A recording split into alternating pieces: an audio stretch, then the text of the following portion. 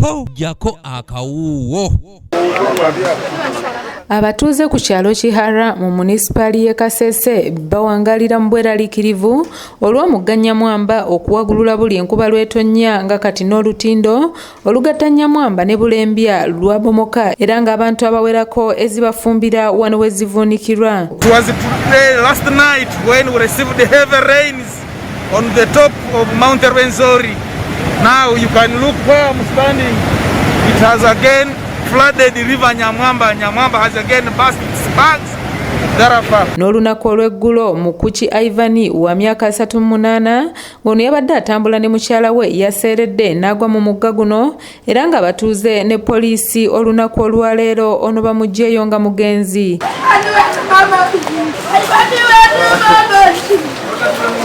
Seremoni Venesio nga ye kansala atwala omuluka gw'Ekihara agambye nti kati ebbanga lya myaka 4 mirambirira nga balaajana olutindo luno lukolebweko okusobola okutaasa obulamu bw'abantu wabula nga bakirako abasiwa ensaano ku mazzi. As the citizens of Kihara Ward and Nyamwamba Division, Kasese Municipality at large, we have suffered a lot with the flooding of River Nyamwamba. Every season at least we lose like 2 to 4 people.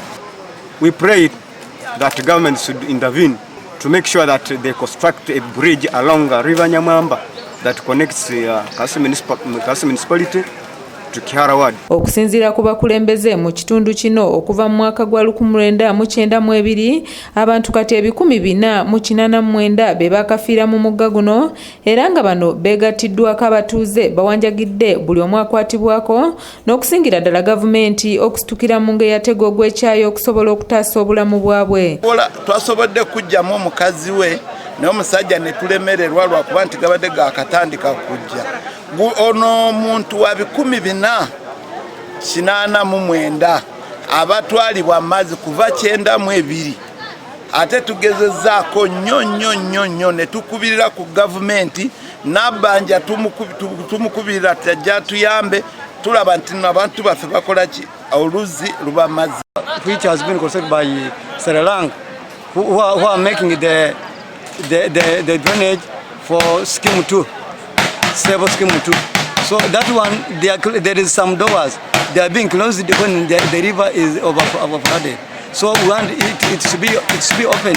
When the river is overflooded, it should be open so that people may use that bridge. Gw'omulambo gwa Mukuki oluvannyuma lwa poliisi okugwekebejja guweereddwa ab'enganda ze okugenda mu maaso n'enteekateeka z'okuziika. Robert Kule yakusakidde eggulire lino okulwa ABS Television. Biki kubanga gatandika eno mu nsozi era gakoma mu tawuni wennyini. Sisobola kugamba nti kino naye ebintu bingi bikoze ki bisanyeewo.